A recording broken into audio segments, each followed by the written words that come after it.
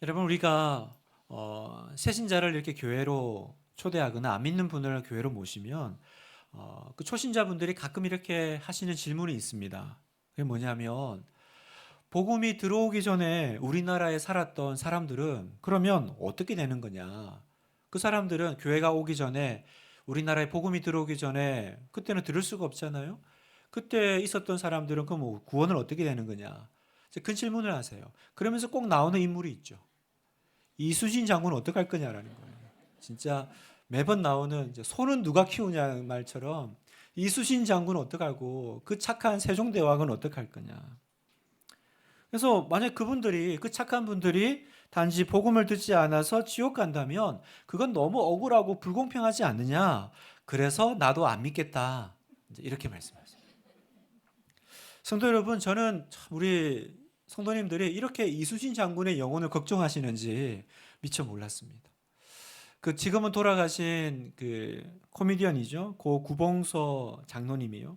오늘 한 교회에서 한 성도가 자기는 도저히 그 예수님의 어머니 그 마리아가 그 동정녀로 그 예수님을 낳았다라는 거 나는 믿지 못하겠다고 하니까 그 장로님이 이렇게 말씀하셨다고 하잖아요. 아니 마리아의 남편 요셉도 가만히 있는데 네가 뭔데 그렇게 난리냐. 그렇게 타박했다는 우스운 얘기가 있습니다. 당사자는 가만히 있는데 우리가 왜 난리겠어요? 무슨 말씀이냐면 여러분 지금 우리에게 필요한 건 다른 사람 걱정할 때가 아니고요. 이런저런 핑계 대면서 오늘 나에게 주신 이 기회와 이 축복을 놓칠 것이 아니라 내가 어떻게 반응하느냐. 이게 중요한 거죠. 이수신 장군의 영혼은 이제 그만 걱정하세요, 여러분. 세종대왕 그만 걱정하시고 여러분 걱정하셔야 되지 않겠어요? 우리가 믿는 하나님은 공평하시고 공의로운 하나님이신 줄 믿습니다. 그러면 우리는 어떻게 하는지 모르지만 하나님께서 그분들에게 가장 공의롭고 정의롭게 행하시지 않겠어요? 그 공평하게 대하실 걸 믿고 우리는 오늘 나에게 주신 나의 삶을 살아야죠. 그 시대는 그때 하나님이 사용하신 도구가 있고 지금은 어떤 시대예요? 지금은 복음의 시대입니다. 중요한 건 이제는 누구도 핑계치 못한다라는 거예요. 누구나 복음을 들을 수 있는 시대에는요. 이제 아무도 하나님 앞에서 핑계하지 못할 겁니다. 그런데 참 재밌는 건 그때나 지금이나 항상 이런 핑계 저런 핑계 대면서 하나님 말씀을 거부하고 예수 믿기를 언제나 우리는 거부했지 어떻게 해서든지 믿으려고 하지 않더라는 거예요. 그래서 예수님은 이게 이 시대의 시대 정신이라고 말씀하세요. 이 모습이 이 시대의 얼굴이다라는 거예요.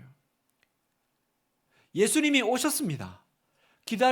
기다리던 메시아가 구약에 예언했던 하나님의 아들이 인간의 몸으로 오셨어요. 그러나 그분을 알지 못하고 안 믿겠다고 거부하고 있는 이 모든 상황에 대해서 그 시대에 대해서 예수님께서 지금 한탄하고 계시죠. 요한복음 1장 9절에 보면 참 빛 곧 세상에 와서 각 사람에게 비추는 빛이 있었나니 그가 세상에 계셨으며 세상은 그로 말미암아 지은 바 되었으되 세상이 그를 알지 못하였고 자기 땅에 오매 자기 백성이 영접하지 아니하였으나 얼마나 원통하고 억울하리입니까? 여러분 만약에 우리가 그 예수님 시대에 살았다면 우리는 예수님 믿었을까요? 여러분 그렇지 않을 거라는 거예요. 언제나 그 시대 정신은요. 항상 어떤 핑계를 대서든지 안 믿으려고 한다는 거예요. 그걸 예수님께서 너무 안타까워하시고 한탄스러워하시죠. 지금 그 하나님의 아들이 너희와 함께 있고 여러분 생각해 보세요. 오늘 우리가 예배 드리는데 지금 하나님이 여기 계시고 예수님이 여기 계시잖아요. 그래도 안 믿는 사람은 여전히 안 믿잖아요. 뭐 그때 이순신 시대, 세종대왕 시대만 탓하겠습니까? 우리는 언제나 그러더라는 거예요. 그래서 예수님께서 그 안타까운 심정을 그 장터에서 아이들이 노는 모습으로 지금 비유로 설명하고 계세요. 자, 16절에 보니까 이 세대를 무엇으로 비유할까? 비유하건대 아이들이 장터에 앉아 제 동물을 불러 이르되 우리가 너희를 향하여 피리를 불어도 너희가 춤추지 않고 우리가 슬피 울어도 너희가 가슴을 치지 아니하였다 함과 같도다. 이 시대가 어떤 모습이냐? 아이들이 노는 모습을 통해서 지금 설명해 주세요. 아이들이 장터에 앉아. 애들이 왜 장터에 있을까? 여러분, 옛날에 그 아이들이 놀이라는 건 정말 제한되어 있는 거죠. 요즘 같이 뭐 볼 거, 놀 거 너무 많은 시대가 아니잖아요. 부모님이요, 마을에 이제 장이 서면 애들을 데리고 나와가지고 이제 일을 볼 겁니다. 그걸 보면 부모님을 따라 나온 아이들이 그 장터에 따라 나온 애들하고 같이 이제 놀겠죠. 뭐 하고 놀까요? 뭐 하고 놀까요? 여러분, 당시에 우리 어릴 때 생각해 보면 그 온 마을을 우리 집의 행사가 아니어도 떠들썩하게 만드는 행사는 두 가지입니다. 결혼식과 장례식. 그죠? 요즘 같이 이렇게 가족끼리 조용히 하는 행사가 아니잖아요. 옛날에는 뭐 온 마을이 같이 그 행사를 치르잖아요. 결혼식도 그렇고 장례식도 그렇고. 그러니까 애들이라도 다 보고 아는 거죠. 그래서 뭐 하고 놀겠습니까? 자기들이 봤던 그 행사, 장례식 놀이, 결혼식 흉내 따라하는 거예요. 자, 그래서 이제 그 장터에 모인 애들이, 야, 우리 뭐 하고 놀까? 우리 결혼식 놀이 할까? 그래가지고 신랑 신부 세우고 뭐 꼬마들이 봤던 거 있잖아요. 뭐 이제 뭐 흥겹잖아요. 음악도 나오고 하니까 피리를 불고 또 막 춤추고 그렇게 하자. 그랬는데 아무도 반응을 하지 않는 거예요. 아무도 춤추지 않는 거예요. 재미가 없어? 그럼 우리 다른 거 할까? 장례식 놀이 할까? 그래서 우는 흉내를 내고 자기들이 막 봤던 막 그런 어떤 걸 합니다. 그런데도 아무도 따라하지 않고 멀뚱거리면서 시큰둥하게 서 있으면 그럼 어떻게 되겠어요? 모든 흥이 다 깨지죠. 에이, 그냥 말자. 모든 즐거움은 사라져 버리고요. 이 친구들하고는요, 더 이상 아무것도 할 것이 없어요. 할 수도 없어요. 그리고 하고 싶지도 않죠. 뭘 하자 그래도 시큰둥하고 이러면 이래서 싫고 저러면 저래서 어렵다 그러면 뭐 하겠어요? 여러분, 예수님께서 지금 이 얘기를 하시는 거죠. 왜 이 비유를 말씀하실까요? 이 세대를 무엇으로 비유할까? 마치 이 시대가 꼭 이런 상황 같다라는 겁니다. 아무리 하나님이 말씀하시고 하나님이 아무리 초대해도 언제나 무감각하고 언제나 비판적인 태도를 취하는 그 악한 모습이 이 시대와 똑같다라고 말씀하고 계신 거예요. 그러니 여러분, 하나님의 아들이 오셨지만 줄 수 있는 게 없어요. 할 수 있는 것이 없습니다. 하나님의 아들이 함께 계시지만 하늘의 기쁨도 회개의 눈물도 나오지 않아요. 세례 요한이 먼저 왔습니다. 회개해야 된다고. 그렇게 외쳐도 귀 기울이지 않더니, 그래서 예수님이 오셨어요. 천국 얘기를 하시고 예수님을 믿음으로 얻는 영생과 기쁨과 복을 얘기해도 또 그것도 시큰둥. 아무도 기뻐하지도 듣지도 않아요. 이래도 싫고 저래도 싫습니다. 그냥 비판적이고 적대적일 뿐이에요.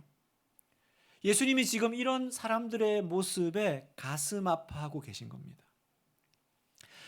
분당하나교회 성도 여러분, 신앙이란 뭘까요? 믿음 생활을 한다라는 건 뭘까? 여러분, 그건 반응입니다. 신앙은 반응입니다. 오늘 설교 제목이죠. 여러분, 신앙생활은 아무것도 안 하고 아무 반응도 없고 앞에서 피리를 불든 곡을 하든 나는 모르겠다. 그냥 그렇게 수동적으로 앉아있는 것이 아니라 믿음은 뭐라고요? 반응하는 거예요. 여러분, 살아있다라는 증거가 뭐겠어요? 반응이 있어야죠. 옆에서 쿡 찌르면 욱 하고 움직여야죠. 움찔해야죠. 아무리 쿡쿡 찔러도 소리도 안 나고 움직이지도 않아. 그럼 우리 뭐라 그래요? 죽었냐? 라고 묻잖아요. 죽었냐? 여러분,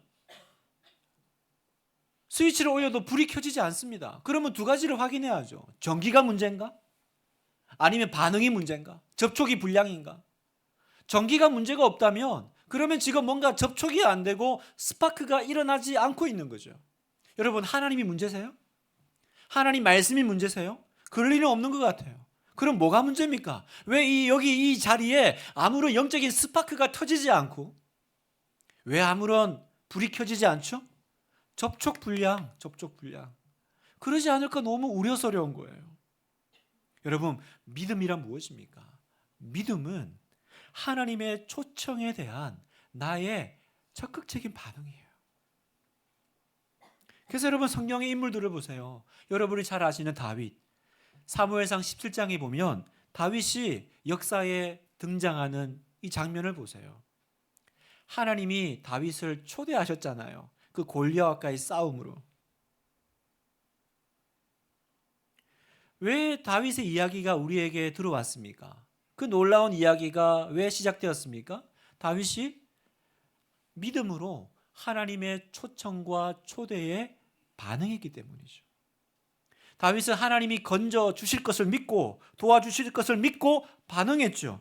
그리고 그 반응을 통해서 하나님은 놀라운 승리를 거둘 뿐만 아니라 그 이스라엘 백성들 가운데 진짜 하나님이 살아계시구나 나타내셨습니다. 여러분, 다윗의 믿음이 곧 다윗의 반응이었고 또 다윗이 그 반응을 통해서 그 믿음이 드러났습니다. 노아는 어떻습니까? 그 타락한 시대에 하나님이 방주를 만들려고 그랬어요. 그런데 히브리서에 보면 노아가 방주 만드는 사건을 이렇게 설명합니다. 히브리서 11장 7절 같이 한번 읽겠습니다. 시작.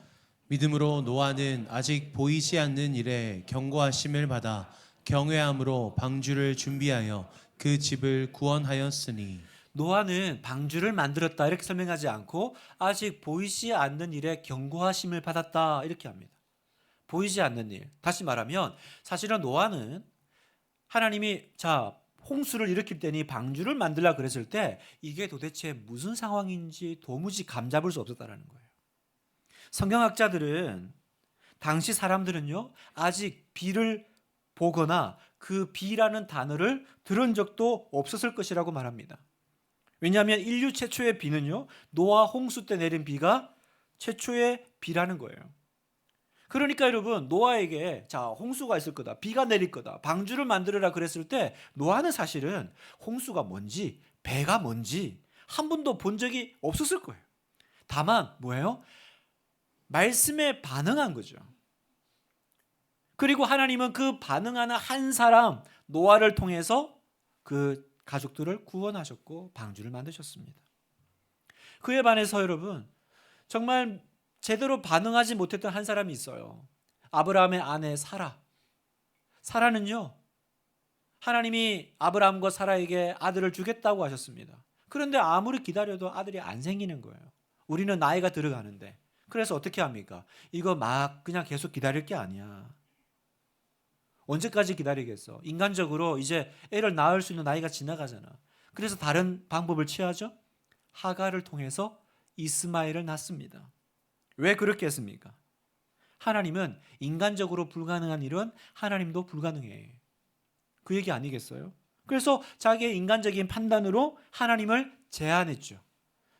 인간적으로 안 되는 거니까 어렵지 않겠나. 사라는 하나님의 말씀에 제대로 반응하고 대응하지 못했고요. 결국 어떻게 했다고요? 앞에 얘기한 것처럼 하가를 통해서 그 여종 하가를 통해서 아들 이스마엘을 낳는데 여러분 그 대가는 너무 컸어요. 그 불신앙으로 인한 값비싼 대가를 지금까지 치르잖아요. 그 이스마엘의 후손들이 지금 팔레스타인 그 아랍 민족이거든요. 지금까지 이스라엘과 아랍은 갈등이 이어지고 있습니다. 우리 하나교회 분당 하나교회 성도 여러분, 여러분의 반응이 곧 여러분의 믿음입니다. 여러분 어떤 인생이 어떤 신앙이 복 있는 인생이고 복 있는 신앙일까? 하나님이 말씀하실 때 적극적으로 내가 거기에 응답하고 반응하는 그때 하나님이 신나시는 거예요. 그때 그 사람에게 하나님의 시선이 머무는 거죠.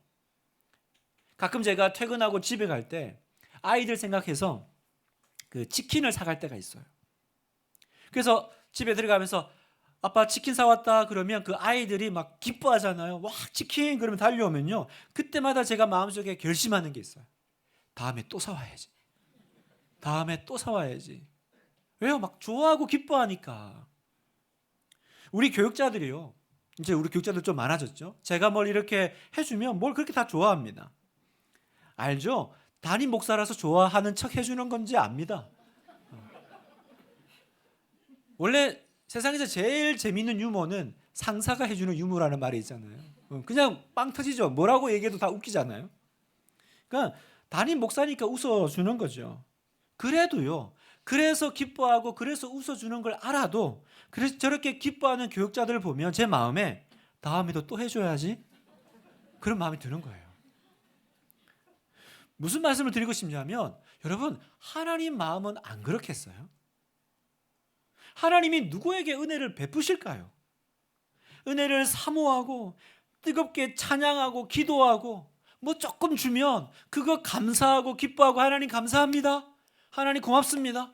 그럼 하나님이 그 사람 마음이 어떨까요? 쟤는 좀 더 챙겨줘야겠다. 쟤는 좀 기왕이면 은혜를 더 부어줘야겠다. 여러분 다 같은 마음 아니겠습니까? 성도 여러분, 그러니까 냉소적인 신앙인이 되지 마세요. 냉랭하고 냉소적인 마음으로 믿음 생활하지 마세요. 언제나 주님께서 피리를 불면 펄떡 일어나서 춤추는 신용이라도 하십시오. 그게 여러분 축복된 신앙이요. 그게 하나님이 기뻐하시는 모습이에요. 이 사람은 내가 은혜를 더 챙겨줘야겠다. 더 챙겨줘야겠다. 여러분 신앙은 반응하는 겁니다.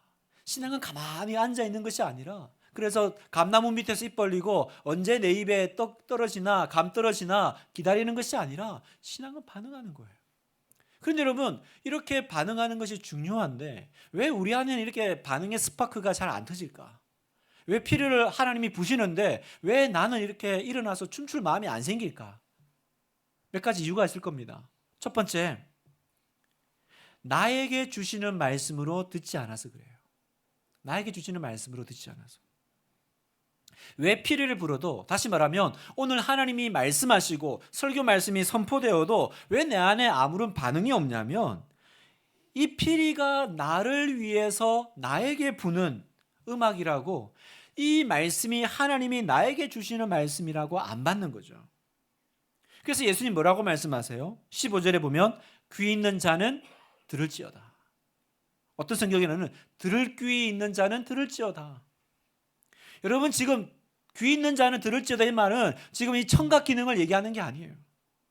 모두 다 듣고 있는데 지금 듣고 있잖아요. 우리도 듣고 있죠. 그런데 왜 갑자기 귀 있는 자는 들어라, 들을 귀 있는 자는 들으라 왜 얘기합니까? 들린다고 다 듣는 게 아니다라는 거예요. 주님께는 하나님께는 누가 듣고 있는 사람입니까? 지금 이 말씀은 하나님이 나에게 하시는 말씀이야. 그 사람이 듣고 있는 거라는 거예요. 우리 지난주에 다락방 공과에 그런 내용이 있었죠. 그 보면 그 실로암 망대가 부실공사로 무너져서 사람이 다칩니다. 죽습니다. 그랬더니 사람들이 이제 그 얘기를 하면서 그 사람들이 뭐 지은 죄가 있겠죠? 그래서 하나님께 심판받았나 뭐 이제 이런 이제 얘기를 하니까 누가복음 13장 4절 보겠습니다. 또 실로암에서 망대가 무너져 치어 죽은 18사람이 예루살렘에 거한 다른 모든 사람보다 죄가 더 있는 줄 아느냐? 너희에게 이르노니 아니라 너희도 만일 회개하지 아니하면 다 이와 같이 망하리라. 무슨 말씀이에요? 그때 이제 부실공사로 이제 사건이 터졌습니다. 그랬더니 그 얘기를 들은 사람들의 인식이 뭐였냐면 지은 죄가 있으니까 거기 갔겠지? 그리고 그런 일 당했겠지? 얼마나 죄가 많으면 저렇게 참혹하게 당했나? 다시 말해서 저 사람들은 다른 사람들보다 죄가 더 많아서 저렇게 죽었다라고 생각했다라는 거예요. 여러분 이렇게 이해하면 안 되죠? 옛날에 그 일본에서 지진 나고 쓰나미 나고 그랬을 때도요. 교회 안에도 그런 얘기를 했었어요. 우상 섬기는 나라라고 하나님이 심판하셨다고. 여러분 그렇게 해석하면 안 됩니다. 이태원에서 그렇게 청년들이 막 죽었을 때 그 귀신 섬기는 그 뭡니까 할로윈 축제 때 그 뭐 애들이 말은 안 하지만 그런 마음이 내 속에 있었습니까? 여러분 그런 생각 하시면 안 돼요. 불쌍히 여겨야죠. 긍휼히 여기고 아파해야죠. 지은 죄가 있으니까 하나님이 심판하셨겠지. 오늘 주님이 말씀하신 게 뭐예요? 그 사람들이 다른 사람보다 죄가 더 있는 줄 아느냐? 이 말 뜻이 뭐예요? 이 이야기를 다른 사람에게 적용해서 들으면 안 된다라는 거예요. 이 모든 것은 그냥 다 오늘 하나님이 나에게 주시는 메시지로 받아라. 오늘 하나님이 원하시는 것이 무엇입니까?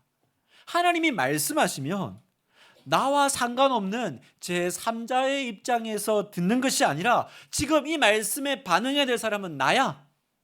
듣고 회개해야 될 사람은 바로 나지. 이 자각이 하나님이 원하시는 모습이라는 거예요. 우리가 이렇게 주일날 설교를 들을 때도 우리 안에 그런 실수가 많죠. 와, 오늘 말씀 너무 좋다. 이 말씀 우리 김 집사가 들어야 되는데 하필 안 나왔네. 꼭 들으라 그래야겠다. 집에 가서 남편한테 얘기합니다. 여보, 내가 설교 링크 보내줄 테니까 들어. 딱 당신 들으라고 하신 말씀이었어. 여러분, 1차 청자는 나죠. 저와 여러분이어야 합니다. 남 챙기다가 내가 들어야 될 말씀, 내가 반응해야 될 거 놓치지 마세요. 그 사람이 그 말씀을 들어야 된다면 하나님은 어떻게든지 그 사람 듣게 하시지 않겠어요? 중요한 건 지금 뭐예요? 나는 지금 너에게 얘기하고 있어. 너에게. 근데 뭐 여기 말씀 누가 들어야 될 사람이 있나? 그러면 여러분, 피리를 불어도 춤출 이유가 없어요. 나한테 부는 피리가 아닌데 내가 왜 일어나겠습니까? 두 번째, 비판하는 태도로 들으면 반응이 일어나지 않아요. 자, 18절 보겠습니다. 18절 19절. 요한이 와서 먹지도 않고 마시지도 아니하며 그들이 말하기를 귀신이 들렸다 하더니 인자는, 예수님을 말하죠, 와서 먹고 마시며 말하기를 보라, 먹기를 탐하고 포도주를 즐기는 사람이요 세리와 죄인의 친구로다 하니 지혜는 그 행한 일로 인하여 옳다함을 얻느니라. 무슨 말이냐면, 먼저 세례 요한이 왔습니다. 우리가 알다시피 세례 요한은 굉장히 터프했어요. 막 옷도 그냥 낙타토로 대충 입고 뭐 그냥 밖에서 음식 먹고, 메시지는 또 얼마나 또 거칠었는지, 회개하라, 회개하지 않으면 뭐 도끼날이 와서 뭐 이미 가까이 와 있다 이러면서 막 얘기하니까 막 세죠. 그래서 사람들이 싫어, 너무 세, 맨날 죄, 목사님 말씀 너무 강해, 너무 강직해, 그렇게 싫다고 비판했어요. 그런데 똑같은 스타일로 또 예수님도 비판하는 거예요. 예수님은 또 오히려 반대로 하셨죠. 언제나 죄인들과 함께 하시고 같이 어울리시고 또 먹으시고 죄인들과 식사하시고, 그랬더니요, 사람들이 또 그것도 싫대요. 세례 요한 보고는 귀신 들렸어? 이러더니 예수님 보고는 식탐 들렸어? 이러는 거죠. 먹기를 탐하고, 그죠? 죄인의 친구로다. 그럼 도대체 어떻게 하란 말입니까? 이렇게 하면 이래서 싫고, 저렇게 하면 저래서 싫고. 제가 인터넷에 보니까 어떤 목사님의 하소연 글이라는 글이 있더라고요. 되게 공감이 됐어요. 한번 들어보세요. 어떤 목사님이 올린 글이라고 하는데, 젊으면 경험이 부족하여 불안하다고 하고, 늙으면 시대에 맞지 않고 희망이 없다고 합니다. 잘생기면 제비 같아 위험하다고 하고, 못생기면 품위가 없어 틀렸다고 합니다. 자식을 많이 낳으면 무절제한 사람이라고 하고, 아들만 낳으면 욕심이 많다 하고, 딸만 낳으면 기도해서 그 정도도 해결 못 받았냐고 합니다.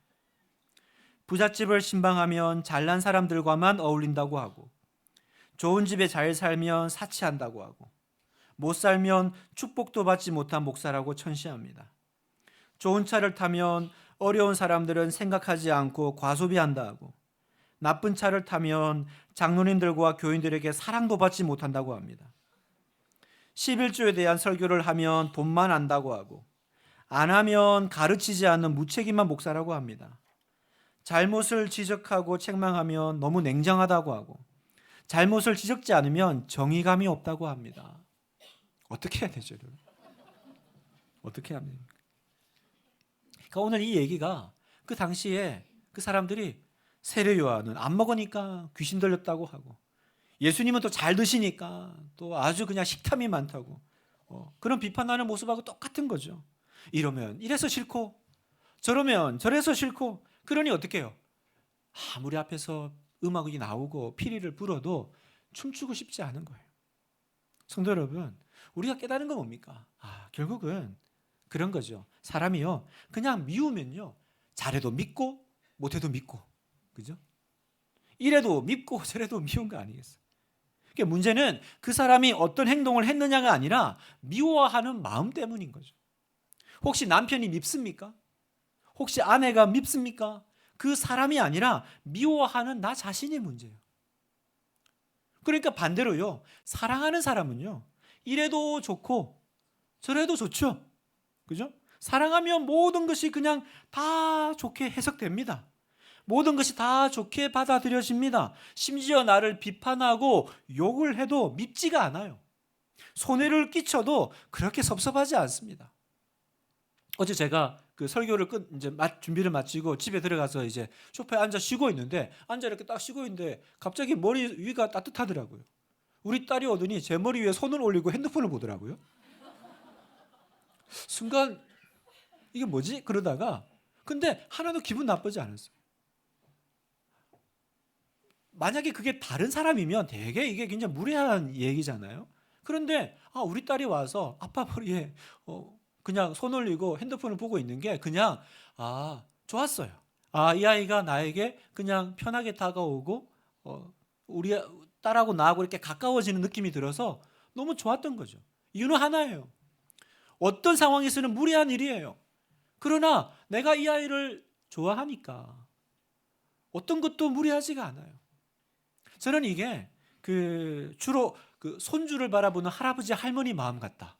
그런 생각이 들어요. 제가 이렇게 손주 사랑 크신 우리 할아버지 할머니 우리 성도님들한테 가끔 묻죠.